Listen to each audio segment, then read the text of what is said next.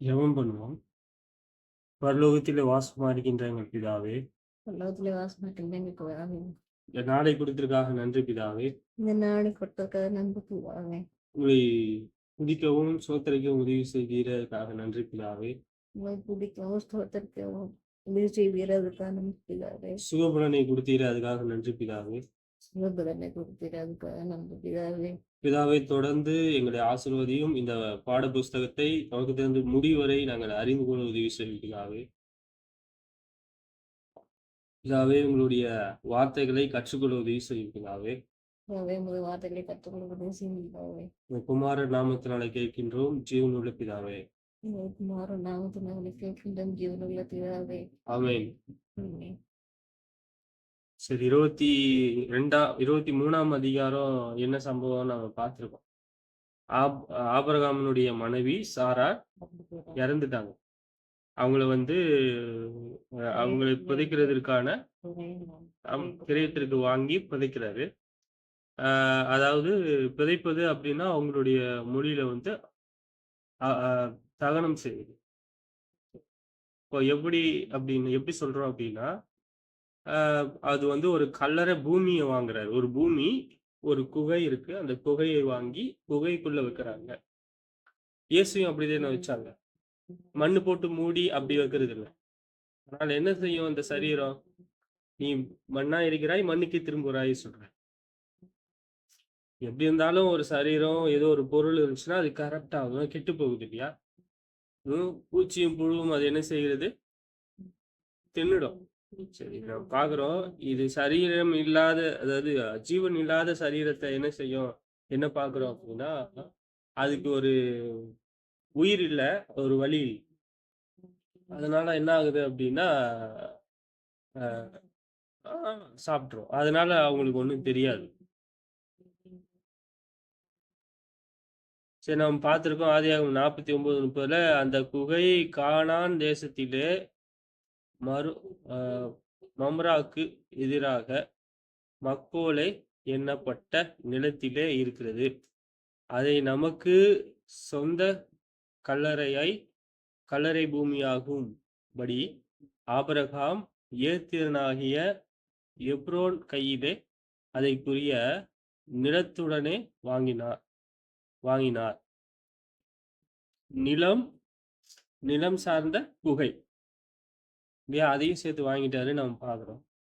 இப்போ இந்த 23ஆம் அதிகாரம் முடிஞ்சிடுச்சு. 20ஓட 24 பார்க்குறோம். ஆபிரகாம் வயது சென்று முதிர் வயதானான். இவரு கொஞ்ச காலம் ஆகுது. ஈசாக்குக்கு என்ன செய்யறாங்க? பொண்ணு பார்க்குறாங்க. ஆபிரகாம் வயது சென்று முதிர் வயதானான். கர்த்தர் ஆபிரகாமை சகல காரியங்களிலும் ஆசீர்வதித்து வந்தார். இந்த மோவாப் புத்திரரே சொல்றாங்கல்ல, நீங்க வந்து எங்க நடுவில் இருக்கிற பிரபு, மிகப்பெரிய பெரிய பிரபுன்றார். அவருக்கு வசதி இருக்கு, பணம் இருக்கு, பொருள் இருக்கு, ஆடு மாடுகள் இருக்கு. ஆனா என்ன இல்ல? நிலம். எங்க கூடாரம் கிடைக்குதோ அங்க போட்டுருவேன். சரி, அப்பொழுது ஆபிரகாம் தன் வீட்டில் உள்ளவர்களில் வயதில் மூத்தவனும் தனக்கு உண்டான எல்லாவற்றுக்கும் அதிகாரியாகிய தன் ஊழியக்காரனை நோக்கி, நான் குடியிருக்கிற கானானுடைய குமாரத்திகளிலே நீ என் குமாரருக்கு பெண் கொள்ளாமல் நீ என் தேசத்திற்கும் என் இனத்தாரிடத்திற்கும் போய் என் குமாரனாகிய ஈசாக்குக்கு பெண் கொள்ளுவேன் என்று வனாந்தரத்திற்கு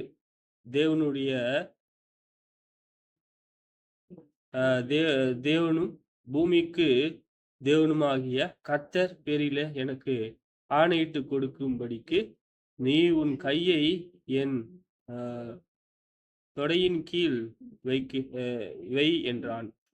அதற்கு அந்த ஊழியக்காரர் அவரிடத்திற்கு என் பின்னே இந்த தேசத்திற்கு வர மனதில்லாதிருந்தால் நீர் விட்டு வந்த தேசத்தை குறித்தேனே உம்முடைய குமாரனே மறுபடியும் அழைத்து போக வேண்டும் என்று கேட்டேன். அதற்கு ஆபிரகாம், நீ என் குமாரனே மறுபடியும் அங்கே அழைத்து கொண்டு போகாதபடிக்கு எச்சரிக்கையாயிரு.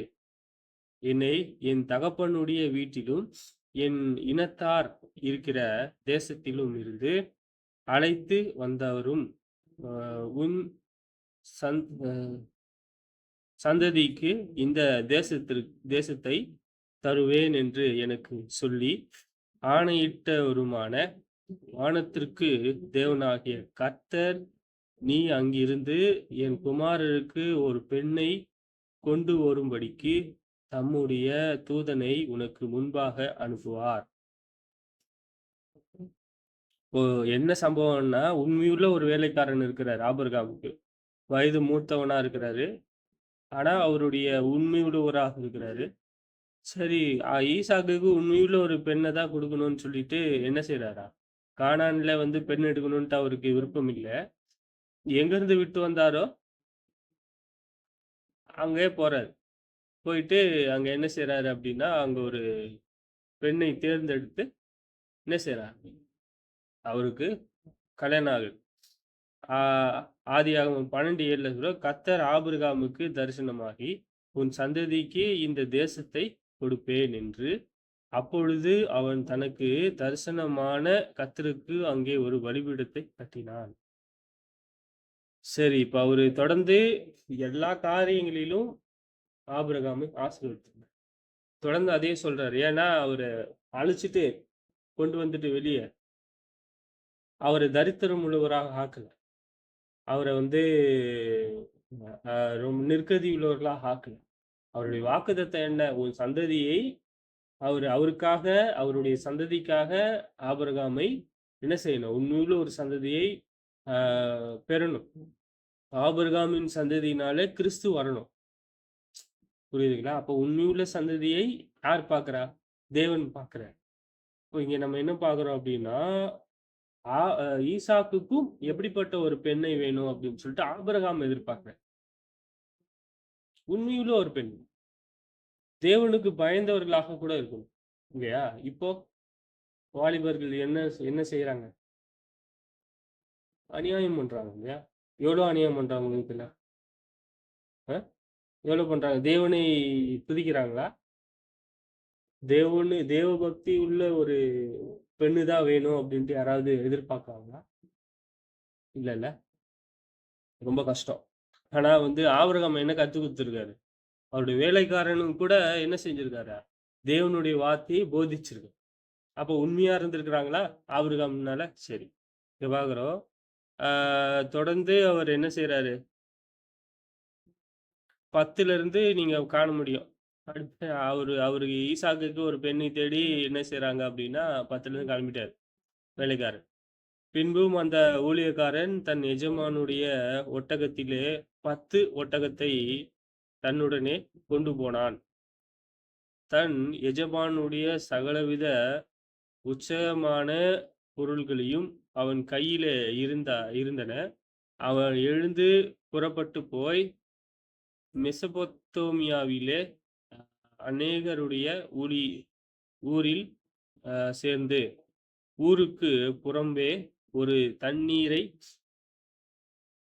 துறவண்டையிலே தண்ணீர் மொல்ல ஸ்திரீகள் புறப்பட்டு வருகிற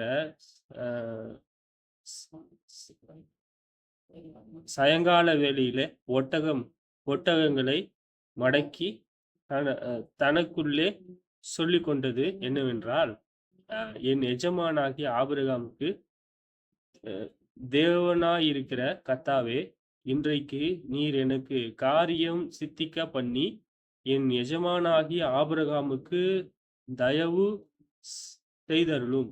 இதோ நான் இந்த தண்ணீர் துறவி அண்டையிலே நிற்கிறேன். இந்த ஊருடைய பெண்கள் தண்ணீர்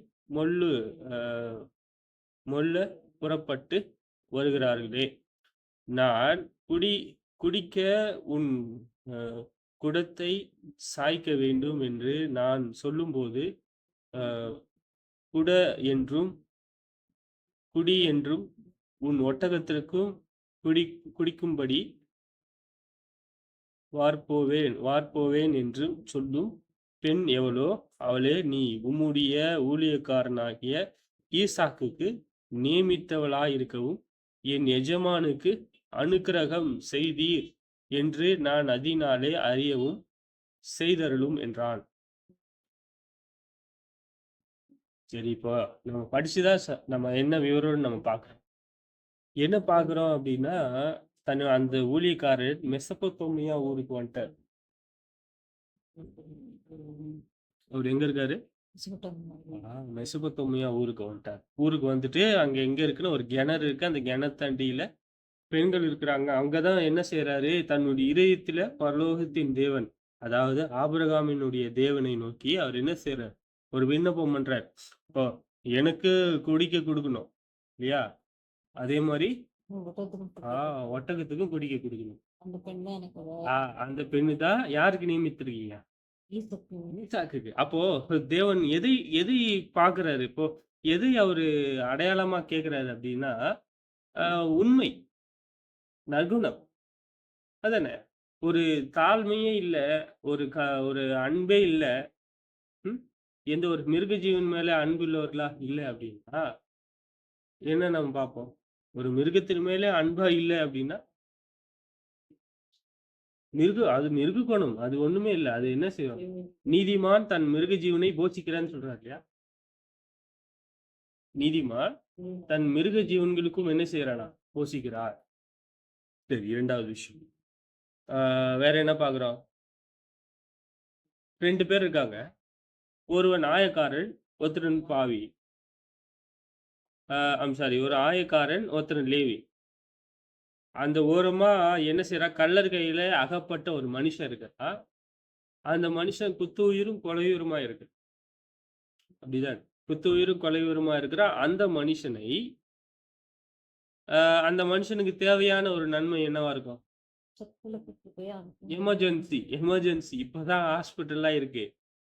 அப்போ என்ன செஞ்சிருக்காரு அவரு? தன்னுடைய குதிரையில அவரு ஏற்றி கொண்டு குத்துயிர் கொலையுரும் போனா அவரு கொலைக்கு ஏதுவா இருக்காரு. அவர் சாகுறதற்கு ஏதுவா இருக்காரு இல்ல. அப்போ அப்படி இருக்கிற மனுஷனை கொண்டு போகும்போது, அப்படியே அவரை கொண்டு போகும்போது சத்திரத்தில் வைத்து அவருக்கு என்ன செய்யறாரு? அவருக்கு அங்க சத்திரத்துக்கு பணம் கொடுக்குறாரு, அவர் வைத்தியத்துக்கும் பணம் கொடுக்குறாரு தேவையான. என்ன பாக்குறோம்? இதுல 2 பேர்ல யாரு நீதிமான்? இயேசுக்கு. அப்போ பிரமாணம் அறிஞ்சிருக்காரு. ஏன் அவர் பிரமாணம் அறிந்தும் அது நீதிமானாக? ஏன்னா கை கொள்ளல. இயேசுவை எப்படி பாக்குறாங்க? இன்னும் ரோமன் கேத்தலிக் எல்லாம் பாத்தீங்கன்னா இன்னும் குழந்தையாவே பாக்குறாங்க. இயேசு வளர்ந்தாரா? 33 வயசு ஆயிடுச்சா? ஞானஸ்நானம் எடுத்தாரா? சகல நன்மை செய்தாரா? இன்னும் ஏன் அவங்க குழந்தையா பாக்குறாங்க? அவங்க வளரல. பெந்தகோஸ்து மக்களும் அப்படிதான். பெந்தகோஸ்து மக்கள் எப்படி? பரிசுத்த ஆவியானவர் ஆவி மாத்திரம்தான் அவங்களுக்கு இன்னும் கிரியை செய்கிறது. ஆவி மட்டும்தான் கிரியை செய்யுது. எப்படிப்பட்ட ஆவி? மாடல் ஆவி. மாடல்னா என்ன? மாடல்னா ஒரு படத்துல நடிக்கிறது. ஒரு பொருளை விற்கிறதுக்கு ஒரு மாடல். ரைட்டா? அப்போ அவங்க சொல்றது வித்தியாசமான ஆவி. அது மனுஷனாலே சுய கற்பனையினாலே தோன்றுவிக்கப்பட்ட ஆவி. தேவனுடைய ஆவிகளே. பரிசுத்த ஆவி எப்படி இருப்பாரு? அவர் சொல்றாரு, அவர் தேவனுடைய ஆலயத்துல வாசம் செய்கிறார். அவர் தேவனுடைய ஆழங்களையும் அறிந்திருக்கிறார். அவர் தேற்றவாளன், சகல சத்தியத்தையும் கொடுக்க போகிறார். அவர் வேலை செய்யறாரா? அவர் எப்படி மகிமைப்படுறாருன்னா, உங்களை பாடுபடுத்துறாங்கல்ல, உங்களாலே மகிமைப்படுறாரு, அவங்களாலே தூசிக்கப்படுறாரு. யாருக்கு அதிக ஆக்குன? பரிசுத்த ஆவிக்கு விரோதமாக ஒரு வார்த்தை சொல்லக்கூடாது சொல்றார். பரிசுத்த ஆவிக்கு விரோதமா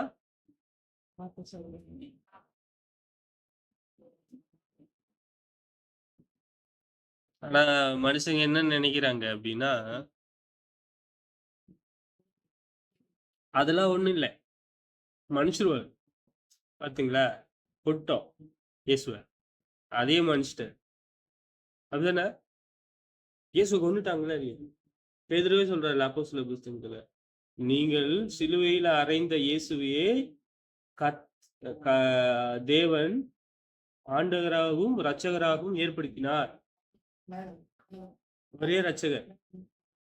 ஏ தொடர்ந்து நான் இயேசு கிறிஸ்துக்குள்ளாக வந்துட்ட பின்பு, தொடர்ந்து என்ன அவர் ரத்தத்தினால ரட்சித்துக் கொண்டே இருக்கிறாரா? ஆ ஒரு தடவ. அந்த அந்த ஒரு திரளான பாவங்கள் என்ன ஆயிற்று? இயேசு கிறிஸ்துக்குள்ள வந்த உடனே போயிடுச்சு. நான் என் இருதயம் எனக்காக அல்ல, என் தேவனுக்காக வாழப் போகிறேன்னு போயிடுச்சு. அப்படிதான்.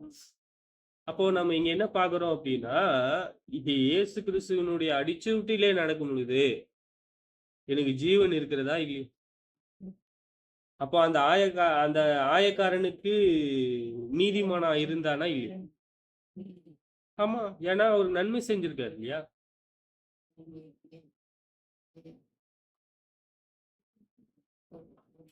சரி நம்ம என்ன பார்க்கிறோம்னா, எவனாகிலும் மனுஷகுமாரனுக்கு விரோதமான விசேஷத்தை சொன்னால், அது அவனுக்கு மன்னிக்கப்படும். பரிசுத்த ஆவிக்கு விரோதமாய் தூஷணம் சொல்லுகிறவனுக்கே மன்னிக்கப்படுவதில்லை. சரி, பரிசுத்த ஆவிக்கு விரோதமாக நம்ம பேசக்கூடாதுன்னு சொல்றோம். இப்ப மனுஷகுமாரனுக்கு விரோதமான விஷயத்தை நீங்க சொல்றீங்க. என்ன சொல்றாங்க இல்லையா? எப்படி சொல்றாங்க தெரியுமா? கிருபை உபதேசம். இது ஒரு உபதேசம். அந்த உபதேசம் வித்தியாசப்பட்டது. அது சொல்றாரு, இயேசு கிறிஸ்துவினுடைய எது செஞ்சாலும் சரி, நான் இதுக்கப்புறம் செய்கிறது கூட, இயேசு கிறிஸ்துவினுடைய ரத்தத்தினால பார்க்கிறேன். நான் இப்போ ஒரு பெரிய அநியாயம் செய்றேன். அந்த அநியாயம் செஞ்சுட்டு நான் இயேசு கிறிஸ்துக்குள்ள தான் இருக்கிறேன். நான் என்ன செய்றேன்னா, அவரு மூலமா பார்க்கிறேன். இது எவ்வளவு பெரிய ஒரு இது. இது மன்னிக்கப்படுமா? மன்னிக்கப்படும். எப்படி? குமாரனுக்கு விரோதமா பேசியிருக்காங்க. மன்னிக்கப்படுன்ற. எவனாகிலும் மனுஷகுமாரனுக்கு விரோதமான விஷயத்தை சொன்னால் அது அவனுக்கு மன்னிக்கப்படும். புரிஞ்சுச்சா? மனசிலாயி? சரி. பரிசுத்த ஆவிக்கு விரோதமாய் தூஷணம் செய்கிறவனுக்கே மன்னிக்கப்படுவதில்லை. அவரை பத்தி நம்ம தாராளமா வாயை திறக்கிறோம்னா எப்படி? அது ரொம்ப தப்பு. ரொம்ப நம்ம ஜாக்கிரதையா இருக்கணும். சரி, நம்ம இது நெறைய வேத வாக்கியங்கள பார்க்கலாம். ஆ மத்தேயு 12:32 எவனாகிலும் மனுஷகுமாரனுக்கு விரோதமான வார்த்தைகளை சொன்னால், அது அவனுக்கு மன்னிக்கப்படும். எவனாகிலும் பரிசுத்த ஆவிக்கு விரோதமாக பேசினால், அது இம்மையிலும், மறுமையிலும் அவனுக்கு மன்னிக்கப்படுவதில்லை. மார்க்கும் அதேதான் பதிவு செய்றான். லூக்காவும், யோவானும் அதான் பதிவு செய்றான். இப்ப 4 கண்ணார கண்ட சாட்சி இருக்கு. இயேசு சொல்றதை விட மனுஷன் சொல்றது பெருசா? இயேசு என்ன சொல்றாரு? தேவகுமாரன் என்ன சொல்றாரு? அவரு அடிச்சுட்டு தான் நம்ம நடக்கணும். எது எனக்கு சிறப்பா தெரியும்? என்னை குறித்து எனக்கே தெரியுமா? தெரியாது. நானு அநேக தரம் உண்மையா இருக்கணும்ன்ட்டு நான் பிரயாசப்பட்டாலும், என்ன நடக்குது? என் மாம்சமானது என்ன செய்யுதா? போராடுது. தொடர்ந்து போராடுது. யுத்தம் செய்யுது. என் மாம்சமானது ஆவிக்கு விரோதமா சாரி அ ஆவிக்கு விரோதமாக போராடுது. ஆவியானது மாம்சத்துக்கு விரோதமாக யுத்தம் செய்யுது. எது செய்யுது? அதுல 2த்துல ஏதாவது ஒண்ணு பலவீனமா இருக்கும். எது? நான் சிறப்பா தேவனுடைய வார்த்தையை அறிந்திருக்கிறேன். கீழ்ப்படிய மனதா இருக்கிறேன்னா, இருதயத்துல என்ன வைப்பேன்? அவருடைய வார்த்தையை அமைய பண்ணுவேன். அப்ப நீதியை செய்வேன். எது நீதி? ஆ அவரோடு நாம் இருப்பது நீதியா? அவருடைய பிரமாணத்தை அறிந்து கொள்வது நீதியா? ஆ சரி. அவருடைய கற்பனைகளை கைக்கொள்வது நீதியா? அவரை மகிமைப்படுத்துவது நீதியா? சகல அன்பிலும், நற்குணத்திலும் வளருவது நீதியா? அப்போ சகல கனிகளிலும் நிரப்பப்பட்டவர்களாக இருப்பது நீதியா? என்னிடத்துல எவ்வளவு இருக்குது? என்னையே கேட்டுக்கிறேன் நான். என்னிடத்துல எவ்வளோ அன்பு இருக்கு, எவ்வளோ பொறாமை இருக்கு, எவ்வளோ பிரிவினைகள் உண்டாக்குற, எவ்வளோ மார்க்க பேதங்கள் இருக்கு, எவ்வளோ வம்பு வார்த்தைகள் இருக்கு, எவ்வளோ பில்லி சூனியங்கள் இருக்கு, எவ்வளோ வைராக்கியங்கள் இருக்கு, கோபங்கள் இருக்கு, பொறாமைகள் இருக்கு. ஆ சரி, இதெல்லாம் மாம்சம். எவ்வளோ நீதி, எவ்வளோ இரக்கம், எவ்வளோ தயவு, எவ்வளோ பரிசுத்தம், எவ்வளோ இரக்கம், எவ்வளோ நீடிய பொறுமை, எவ்வளோ அன்பு, எவ்வளோ தயவு, எவ்வளோ சாந்தம் இருக்கா? இருக்கு. இதெல்லாம் யாரு பார்க்க முடியும்? ஆவிக்குரியவன் எல்லாவற்றையும் ஆராய்ந்து நிதானிக்கிறார். என்ன செய்கிறதா? ஆவிக்குரியவன் எல்லாவற்றையும் ஆராய்ந்து நிதானிக்கிறான். அவனும் ஆராய்ந்து நிதானிக்கப்படான். நம்ம இங்க எதற்காக நம்ம பார்க்குறோம் அப்படின்னா, இரக்கம் இருக்கணும் இல்லையா? ஆஹா, இரக்கம் இருக்கணும் இல்லையா? இரக்கம் என்பது எது எது மேன்மை? துன்மார்க்கமா? இல்லையா நாம் எல்லார் மேலேயும் இரக்கமுள்ளவர்களாக இருக்கணும் தேவன் நிமித்தமா? சரி, நம்ம இரக்கத்தை பிரமாணம் இல்லாம இரக்கம் மட்டும் காமிச்சோம்னா உலகத்தார் மாதிரி இருக்கு. உலகத்தார் அன்னதானம் பண்றாங்கல்ல, எல்லாருக்கும் கொடுக்குறாங்க. ஆனா நம்ம என்ன செய்யறோம்? அந்நியரை உபசரிக்கிறோம். அந்நியருக்கு இரக்கமா இருந்து நம்ம அவங்களுக்கு நன்மை செய்யறோம். நம்ம எவ்வளவு செய்யறோம்?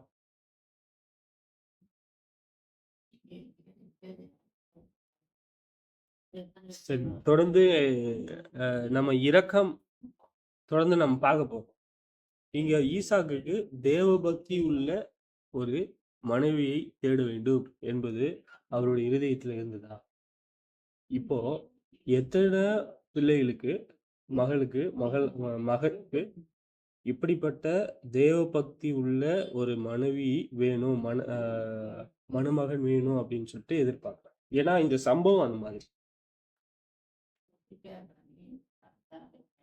நிறைய பேர் அப்படி இல்லை, பூர்ணமா யாரும் இருக்கணும்னு நான் விரும்புகிறது இல்லை. பூர்ணம்னு வார்த்தை மட்டும் நம்ம டாக் மாதிரி போட்டுருந்தா போதும். அப்படி பர்ஃபெக்ட் அதாவது தேட முடியாது, கஷ்டம். ஏஜ் தெரியல, எங்க ஏஜ் இந்த வயசுலலாம் எப்படி தருத்துனாங்க அப்படி. சரி, ஆனா வந்து ரொம்ப கஷ்டம்தான். இப்படிப்பட்ட சந்ததி கிட்ட நம்ம மாட்டிக்கிட்டு நம்ம வந்து லூக்கா 2:52 லூக்கா 2:52 இயேசுவானவர் ஞானத்திலும் வளர்ச்சியிலும் தேவ கிருபையிலும் மனுஷ தயவிலும் அதிகமாய் விருத்தி அடைந்தார். எதுக்கு சம்மந்தம் இல்லாம இங்க வந்திருக்கோம்? சம்மந்தம் இருக்கு. வளர்ச்சி அப்படின்னு சொல்லும்போது, பூரணம் என்று சொல்லும் பொழுது பிறக்கும் போதே வரத்தில்லை. என்னன்னா, பிறக்கும் போது எந்த குழந்தையும் பாவம் செய்யலைன்னா பூரணம் கிடையாது. புரியுதா சொல்றது? அவங்களுடைய இருதயத்துல எவ்வளவு குணாதிசயம் இருக்கு, தேவ குணாதிசயம், தேவனுடைய நன்மைகள் எவ்வளவு இருக்குது. தாவீது கிட்ட எவ்வளவு இருந்துச்சு? நிறைய இருந்துச்சு. ஒரு உண்மையுள்ள ஒரு இருதயம் காணப்பட்டது இல்லையா? சரி, வேற எந்த ஒரு ஆபிரகாமுக்கு எப்படிப்பட்ட இருதயம் இருந்துச்சு? நம்ம இயேசுவானவருக்கு எப்படிப்பட்ட இருதயம் இருந்துச்சு சொல்றாரு? அந்த நற்குணத்தில நான் சொல்றது, நான் சாந்தமும் மனத்தாழ்மையுமாய் இருக்கிறேன் சொல்றாரா? கை கொண்டிருக்கார். அவர் இருதயத்துல இந்த ஒரு நன்மை இருந்திருக்கு, சாந்தமும் மனத்தாழ்மையுமாய் இருக்கிறேன். நான் என்ன செய்யணும்? பாக்குறேன், அவர் அடிச்சு விட, நானும் சாந்தமும் மனத்தாழ்மையுமா இருக்கிறேன். நான் பிறனுக்கு என்ன செய்யணும்? நன்மை செய்து அறிந்து அது செய்யாம போகாம இருக்கக்கூடாது, செய்யணும். என்னால முடிஞ்ச வரைக்கும். அந்நியரை பாக்குறேன், கையேந்துறாங்க, இப்படி பசிக்குது, சாப்பிடல, இதை வாங்கி கொடுங்க அப்படின்னு கேட்குறாங்க. நம்ம என்ன செய்யணும்? விட்டு போயிடணுமா? போகக்கூடாது. நம்ம என்ன செய்யணும்னா, நம்ம கிட்ட எவ்வளோ இருக்கோ, திராணி இருக்கோ, அதுக்கு ஏற்ற போல நம்ம என்ன செய்யணும்? இப்போ எல்லாருக்கும் ஜிபே தான், தெரியல, ஃபோன்பே தான். கையில கேஷ்லாம் வரது கிடையாது யாருக்கும். எடுக்க முடியறதில்ல. சரி சம்டைம் இப்போ அந்த நேரத்துல நம்மகிட்ட இருக்கும் இருக்காது. ஸோ அந்த நேரத்துல நம்மளால அவங்களுக்கு இயன்ற மட்டும் போதுமான நன்மை செய். இல்ல திட்டமிட்டு ஒரு நன்மை செய். உலகத்தாருக்கு. இது யார் நிமித்தமா?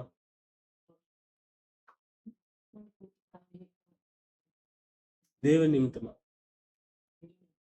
தேவன் நிமித்தமா நீங்க நன்மை செய். ஒருவேளை சாப்பாடு, இல்ல ஒருவேளை தேவையான உடுப்பு. இப்போ இயேசு எப்படி வந்தாரு? வளர்ந்தாரு.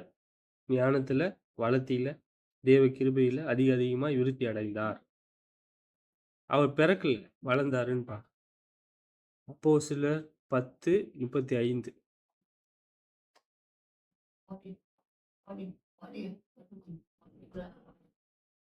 மறுநாளிலே தன் புறப்பட்டு போது 2 மனிதன் எ எடுத்து தத்தரத்தின் கையிலே கொடுத்து, நீ இவனை விசாரித்துக்கொள். அதிகமாய் ஏதாகிலும் இவனுக்காக செலவழித்தால் நான் திரும்பி வரும்போது அதை உனக்கு தருவேன் என்றார். இப்படி இருக்க கள்ளர் கையிலே அகப்பட்டவனுக்கு இந்த 3 பேரிலே எவன் பிறனாயிருந்தான் உனக்கு எப்படி தோன்றுகிறது என்றார். அதற்கு அவன் அவனுக்கு இரக்கம் செய்தவனே என்றான். அப்பொழுது இயேசு அவனை நோக்கி, நீயும் போய் அந்தபடியே செய் என்றார். இரக்கம். இங்க என்ன நம்ம கற்றுக்கிறோம்? இரக்கம். லூக்கா 10:37. மாத்தி சொல்றேன். அப்போஸ்தலர்ல லூக்கா 10:37, 37, 38, 36, 37, 38. இதுதான் சொல்றாரு. இயேசு சொல்றாரு. இதுல என்ன தெரியுது உங்களுக்கு? 3 பேர்ல யார் நீதிமான்? இரக்கம் செய்தவனே, போய் நீயும் போய் செய்கின்ற.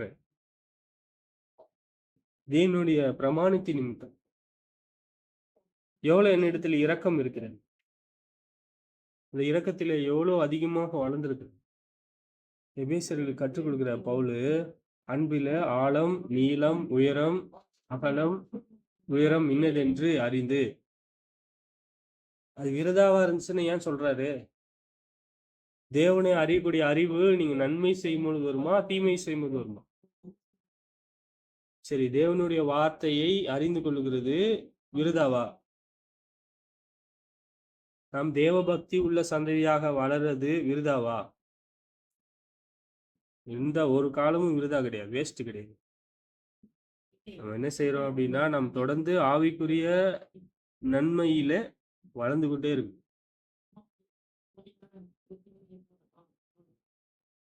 நம்ம தொடர்ந்து பார்க்கிறோம். எந்த ஜாதியாகிலும் அவனுக்கு பயந்திருந்து நீதியை செய்கிறவன் எவனோ அவனே அவருக்கு உகந்தவன் என்றும் நிச்சயமாய் அறிந்திருக்கிறேன். யார் சொல்றா இத? எப்படிப்பட்ட பதிவு பாருங்க. எது நன்மை? நம்ம இரக்கம் செய்து. இங்க என்ன பார்க்கிறோம்? எந்த ஜாதியாகிலும், ஜாதினா எப்படிப்பட்ட மனுஷங்களா இருந்தாலும் சரி, எவ்வளவு உயர்ந்த ஸ்தானத்தில் இருந்தாலும் சரி, அவங்க தேவனை விட உயர்ந்தவர்களா? இல்ல. எந்த ஜனத்திலாயிலும் அவருக்கு பயந்து நீதியை செய்கிறவன் எவனோ அவனே அவருக்கு உகந்தவன் என்றும் நிச்சயமாய் அறிந்திருக்கிறேன். உலகத்தார நம்ம உலகத்தார பார்க்கணும்னா அவங்களால நமக்கு எந்த ஒரு தீமையும் கிடையாது, நன்மையும் கிடையாது. ஏன் சொல்லுங்க? அவங்க கிட்ட தேவனுடைய வார்த்தை இருக்காது. ஏன்? அவங்க கிட்ட போராட்டம் இருக்காது. உண்மை, போராட்டம் இருக்காது. ஜாலியா இருப்பாங்க. நீங்க நன்மை செய்யுங்களா, இரக்கம் செய்யுங்களா, உங்ககிட்ட போராட்டம் இருக்கும். உங்களை நிந்திப்பாங்க, அவமானப்படுத்துவாங்க. அன்புல வளர்றது சாதாரண விஷயம் இல்லை. பூரணமாகிற காரியங்கள் சாதாரண விஷயம் கிடையாது. ஆவிக்குரிய வகையில வளர்வது சாதாரண விஷயம். ஆவிக்குரிய நன்மைகளை ஏற்றுக்கொள்ளக்கூடிய மனுஷனாக தேவனுடைய வார்த்தையை நீங்க கேட்குறீங்கன்னா, தேவனுடைய வார்த்தையை அங்கீகரிக்கிறீங்கன்னா என்ன செய்றீங்க? அங்கீகரி. விசுவாசம் உள்ளவர்களாக வளர்வதற்கு உதவி செய். சரி, நம்ம என்ன செய்யணும்? எப்படிப்பட்ட மனுஷங்களா இருந்தாலும் நீதியை செய்வதை அறிந்து கொள்ள வேண்டும். தொடர்ந்து நம்ம பார்க்கிறோம் 1 பேதுரு 3:6.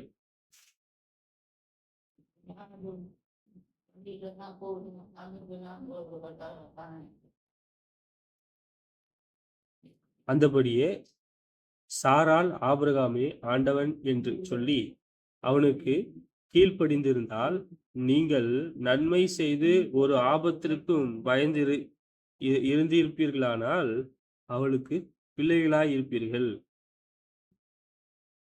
என்ன சொல்றாரு? ஆபிரகாம், ஈசாக்கு, யாக்கோபு எப்படிப்பட்ட சந்ததி? உண்மையுள்ள சந்ததி. ஆபிரகாமினுடைய அடிச்சுட்டுல நடக்கணும்ட்டு நம்ம வாசிச்சிருக்கோம், படிச்சிருக்கோம். சரி, இங்க பாருங்க சொல்றாரு, அந்தபடியே சாரால் ஆபிரகாமை ஆண்டவன் என்று சொல்லி. அது என்ன வித்தியாசம்? அவ்வளோ ஒரு பெரிய விசேஷமாக தேவன் சொல்றாரு. தேவனுக்கு கீழ்ப்படியக்கூடிய ஒரு இருதயம், கீழ்ப்படிதலை கற்றுக்கொள்கிறோம். நீங்கள் நன்மை செய்து ஒரு ஆபத்திற்கும் பயப்படாது இருந்தீர்களானால் அவளுக்கு பிள்ளைகளாயிருப்பீர்கள். அப்படி சொல்றது தேவனுடைய கற்பனையினால கை கொண்டு சொல்றாங்க. நீங்களும் தேவனுடைய கற்பனையை கை கொண்டு அவருக்கு மரண பரியந்து உண்மையா இருப்பீங்கன்னா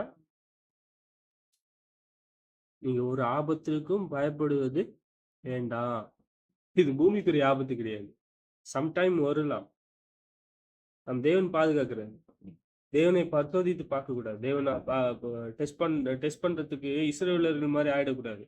ஸோ நம்ம டெஸ்ட் பண்ணிடுவோம். ஒரு லாரி முன்னாடி போய் நின்றுவோம். தேவன் பாதுகாக்கிறாரு. அப்புறம் என்ன? இயேசு என்ன கத்துக் கொடுக்குறாரு? தேவனை என்ன செய்யக்கூடாதான்? பரிசோதித்து பார்க்காதீங்கன்ற.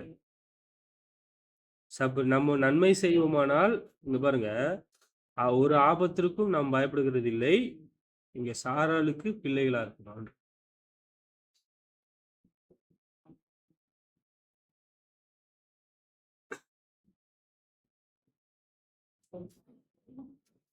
சரி, பூமிக்குரிய வகையில இருக்க சாராள் அவருக்கு பயந்து, ஆபிரகாமுக்கு பயந்து அவருடைய நீதியை செய்கிற அவர் தேவனுடைய நீதியை 2 பேரும் செய்ததுனால அவங்க பலவீனமா இருக்கிறாங்களா? ஆவிக்குரிய வகையில வளர்ந்துருக்கா? இப்போ இப்படி இந்த நாளில எப்படிப்பட்ட மகன் அல்லது மகள் தேவனுடைய வார்த்தைகளை நீதியா இருப்பதை அவங்களுக்கு விரும்புகிறதில்லை. சரி, தொடர்ந்து நம்ம என்ன பார்க்கிறோம் அப்படின்னா, நம் தேவன் நம் பிதாவுக்கு இந்த நாள்ல நம்ம என்ன செய்ய வேண்டியது இருக்கு? பயப்பட வேண்டியது இருக்கு. சரி, 1 கொரிந்தியர் 7:2.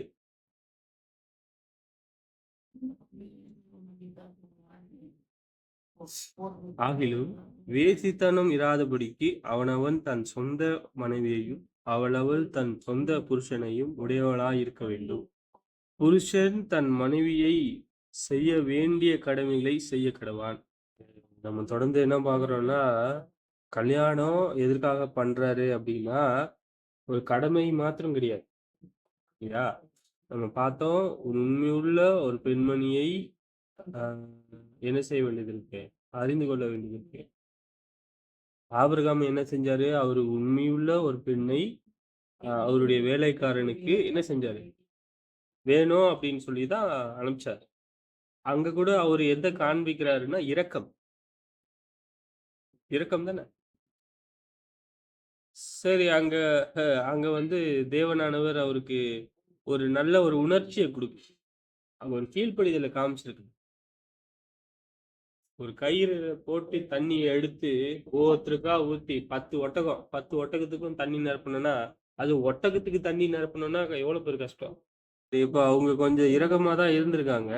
நம்ம எங்க போறோம் அப்படின்னா, ஆதியாகமம் புஸ்தகம் 24:13 போறோம். இதோ நான் இந்த தண்ணீர் துறவின் அண்டையிலே நிற்கிறேன். இந்த ஊரினுடைய பெண்கள் தண்ணீர் மொள்ள புறப்பட்டு வருகிறார்களே, நான் குடிக்க உன் குடத்தை சாய்க்க வேண்டும் என்று நான் சொல்லும்போது, குடி என்றும் உன் ஒட்டகத்திற்கும் குடிக்கும்படி குடிக்கும்படிக்கு வார்ப்பேன் என்று சொல்லும் பெண் எவளோ அவளே நீர் உம்முடைய ஊழியக்காரனாகிய ஈசாக்குக்கு நியமித்தவளாகவும் என் எஜமானுக்கு அனுக்கிரகம் செய்தீர் என்று நான் அதனாலே அறியவும் செய்தருளும் என்றான். தேவன் செஞ்சாரா? 15 நீங்க காண முடியும். ஈசாக்குக்கு அவர் சொன்னபடியே தேவன், ஆபிரகாமின் தேவன் என்ன செஞ்சாரு? அப்படிப்பட்ட காரியங்களை செய்தார். 15 அவன் இப்படி சொல்லி முடிக்கவும், முன்னே இதை ஆபிரகாமுடைய சகோதரனாகிய நாகேரின் மனைவி மில்காலுடைய குமாரனாகிய பெஸ்துவேலுக்கு பிறந்த ரெபேக்காள் குடித்த குடத்தை தோல் மேலே வைத்து கொண்டு புறப்பட்டு வந்தாள். அந்த பெண் மகா ரூபவதியும் புருஷனை அறியாத கன்னியுமாயும் இருந்தாள். அவள் துறவிலே இறக்கி தன் குடத்தை நிரப்பிக் கொண்டு ஏறி வந்தாள். யார் வந்திருக்கு? ரபேக்காள் நல்ல ரூபவதின்னு சொல்றாங்க. அப்புறம் அவர் புருஷனை அறியாத ஒரு பெண்மணின்னு சொல்றாங்க. இப்ப என்ன ஆயிடுச்சுன்னா, குடத்தை ரொப்பிட்டு என்ன சொல்றாரு? ஏறி வராங்க. அப்பனா இறக்கமா இருந்திருக்கும், ஏறி வராங்க. அப்பொழுது அந்த ஊழியக்காரன் அவளுக்கு எதிர்கொண்டு கொண்ட உன் குடத்தில் இருக்கிற தண்ணீரிலே கொஞ்சம் குடிக்க தர வேண்டும் என்றான். கொடுத்தாலா கொடுக்கலையா? அதற்கு அவள், குடியும் என் ஆண்டவனே என்று சீக்கிரமாய் குடித்த தன் கையிலே இறங்கி கொண்டு அவளுக்கு குடிக்க கொடுத்தாள். கொடுத்த பின், உம்முடைய ஒட்டகத்திற்கும் குடித்த திருமட்டும் அவளுக்கு மொண்டு வரப்போனேன் என்று சொல்லி. தீரமட்டும்னா கொஞ்சம் கொடுக்கல, நிறைய கொடுத்துருக்காங்க. சீக்கிரமாய் தன் குடத்தை தண்ணீரை தொட்டியிலே ஊற்றிவிட்டு இன்னும் மொண்டு வர துறவண்டையிலே ஓடி அவனுடைய ஒட்டகத்திற்குள்ளெல்லாம் மொண்டு வந்தார்கள்.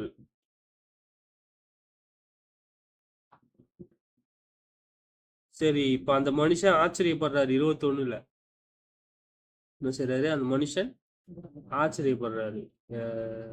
சரி, ஒட்டகங்கள் குடித்து தீர்ந்த பின் அந்த மனிதன் ஆசைகளில் எடையுள்ள பொற்கதலையையும் அவள் கைக்கு 10 சேக்கல் எடை பொன்னுள்ள 2 கடைகளையும் எடுத்து கொண்டு கொடுத்து, நீ யாருடைய மகள்? எனக்கு செல்ல வேண்டும். நாங்கள் உன் தகப்பன் வீட்டிலே ராத்தங்க இடம் உண்டா என்றார். என்ன செய்றாரு? அதற்கு அவள், நான் நகருக்கு மில்கால் பெற்ற குமாரனாகிய பெத்துவேலின் மகன் என்று சொன்னதுமன்றி, எங்களிடத்திலே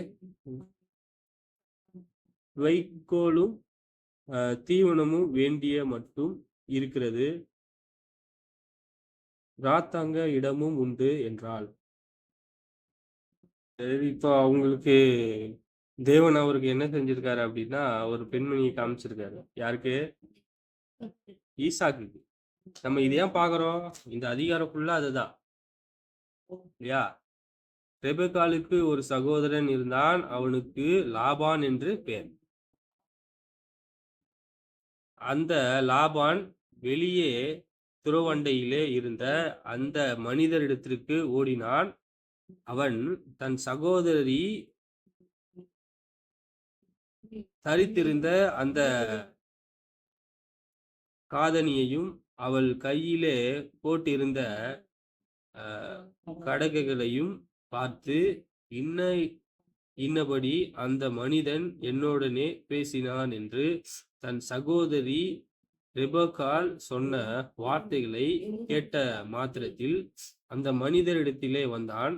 அவன் துறவு அருகே ஒட்டகங்கள் அண்டையிலே நின்று கொண்டிருந்தான். அப்பொழுது அவன், கர்த்தரால் ஆசீர்வதிக்கப்பட்டவரே, உள்ளே வாரும், நீர் வெளியே நிற்பான் என்ன? உமக்கு வீடும் ஒட்டகத்திற்கு இடமும் ஆயத்தம் பண்ணியிருக்கிறேன் என்றான். அப்பொழுது அந்த மனிதன் வீட்டிற்கு போனான். லாபான் ஒட்டகத்தின் கட்டவிழ்த்து ஒட்டகத்திற்கு வைக்கோலும் தீவனமும் போட்டு அவனுக்கும் அவளோட வத்தவங்களுக்கும் தங்கள் கால்களை கழுவிக்கொள்ள தண்ணீரை கொடுத்தான். பின்பும் அவனுக்கு முன்பாக போஜனம் வைக்கப்பட்டது. அப்பொழுது அவன், நான் வந்த காரியத்தை சொல்லும் முன்னே புசிக்க மாட்டேன் என்றான். அதற்கு அவன், சொல்லும் என்றார். என்ன செஞ்சாரு, அவர் வீட்டுக்கு வந்துட்டாரு. வீட்டுக்குள்ள அவங்க தங்கறதுக்கு இடமும் அதுக்கான இடமும் இருக்கு. சரி, இப்போ இங்க நம்ம பாக்குறோம், சாப்பிட சொல்றான், இல்ல சாப்பிடுங்க. அவர் சொன்ன காரியங்களை சொல்லி முடிச்சு பின்புதான் சாப்பிடுவேன்ற. என்ன சொல்ல போறாரு இப்போ? ரெபெக்காளு கேக்குறாரு. யாருக்கு? ஈசாக்கு கேட்கிறார். 34. அப்பொழுது அவன், நான் ஆபிரகாமுடைய ஊழியக்காரன். யாரு? ஆபிரகாமுடைய ஊழியக்காரன். கர்த்தர் என் எஜமானே மிகவும் ஆசீர்வதித்திருக்கிறார். முன்னாடி பார்த்தது மாதிரிதான். அவர் சீமானா இருக்கிறார். கர்த்தர் அவருக்கு ஆடு மாடுகளையும் வெள்ளியையும் பொன்னையும் வேலைக்காரரையும் வேலைக்காரியையும் ஒட்டகத்தையும் கழுதையையும் கொடுத்திருக்கிறார்.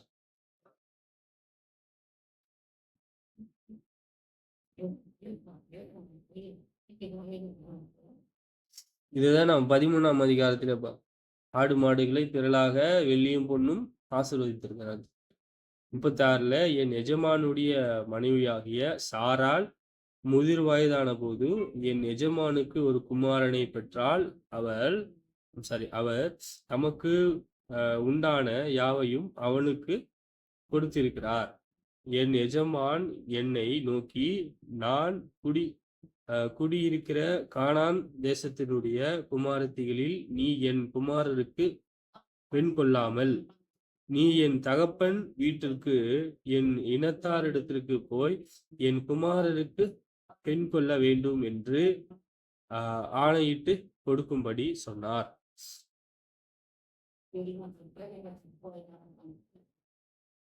இப்போ இந்த காரியங்களை, இந்த யோசனைகளை கொடுத்தது யாருக்கு? ஆபிரகாம்.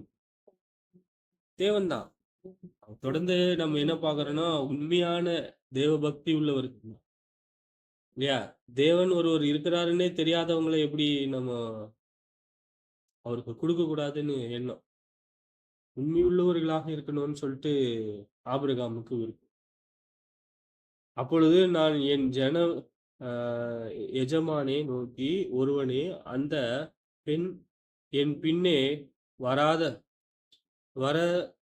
வராத போனாலே என்று கேட்டதற்கு அவள், நான் வழிபாடும் கர்த்தர் உன்னோட தம்முடைய தூதனை அனுப்பி உன் பிரயாணத்தை வாய்க்கை பண்ணுவார். என் இனத்தாரிடத்திலும் என் தகப்பன் வீட்டிலும் நீ என்னை குமாரருக்கு பெண் கொள்வாய்.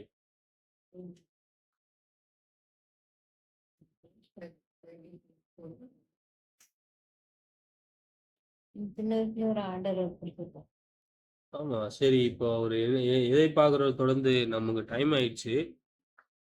இருந்தாலும் அவருக்கு இங்கேதான் தன்னுடைய சொந்த தகப்பனுடைய தேசத்துல இப்போ தேவன் அதை வாக்கி செய்கிறார் இல்லையா? அவருக்கு என்ன செய்றார் தேவன்? ஒண்ணுமே தெரியாது. அவருக்கு போகும்போது ஒண்ணும் தெரியாது. போகும்போது அவர் சொல்றாரு, தேவதூதனை விட்டு முன்பாக செல்வாரு. அவர் உனக்கு எல்லா காரியங்களையும் என்ன செய்வாராம்? செய்வாரு. அதே மாரி தான் நம்ம என்ன என்ன என்ன நெனச்சோம்? இந்த 2 நாள்ல என்ன நடக்கும்னு நமக்கு தெரியுமா? சரி நம்ம ஜெபம் பண்றோம். தேவன் நமக்கு எல்லா காரியங்களையும் வாய்க்க செய்றாரு அப்படின்னு நம்ம விசுவாசிக்கிறோம். நம்ம போகிறோம். தேவனுக்கு சித்தமா இருந்தா அந்த காரியம் என்ன செய்யும்? வாய்க்கும்.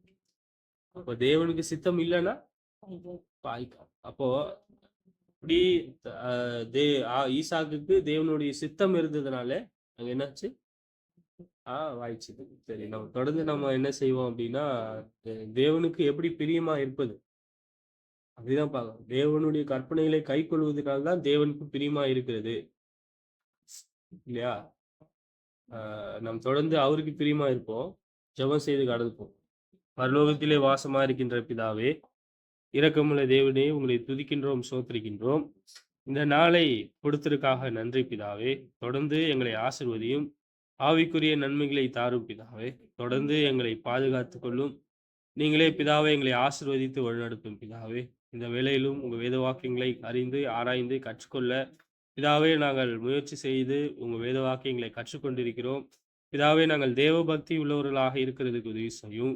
பிதாவே நாங்கள் பின்பற்றாதபடிக்கு, அநியாயத்தை நாங்கள் சிநேகிக்காதபடிக்கு, பிதாவே நாங்கள் பாவமுள்ள சந்ததியாயிராதபடிக்கு, நீதி உள்ளவர்களாக, அன்புள்ளவர்களாக இருக்க உதவி செய்யும்.